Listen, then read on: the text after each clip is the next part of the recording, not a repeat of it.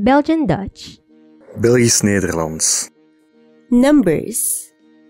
1, 2, 3, 4, 5, 6, 7, 8, 9, 10.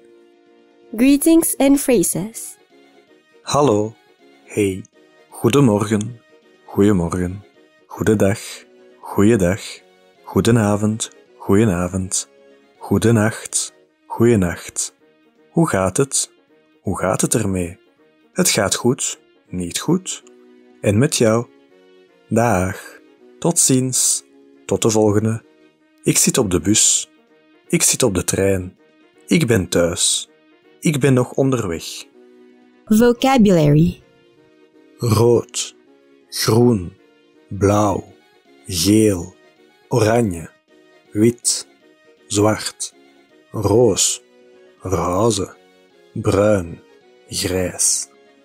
Ik, je, jij, ge, gij, u, hij, zij, we, wij, jullie, zij, hun, hen, ons, de, den, het, een, nen, ne. Morgen, ochtend, voormiddag, middag, namiddag, avond, nacht. Moeder, vader, nonkel, tante, broer, zus, kozijn, neef, nicht, oma, meme, opa, bompa, kind, schoonbroer, schoonzus. Fruit, groenten, appel, appelsien, sinaasappel, banaan, aardbei, peer, citroen, meloen, augurk, komkommer, aubergine, ui, ajuin, siroop, confituur, friet, frietkot, frituur, appelsiensap, fruitsap, hesp, look. Bangelijk, schrik hebben voor, verschieten, goesting, babbelen, verwittigen, waarschuwen, lopen, gans. Kledij, kleding, marcelleke, onderhemd, trui, pul, jas, t-shirt, broek, hemd, ondergoed, onderbroek, sokken, kousen, schoenen.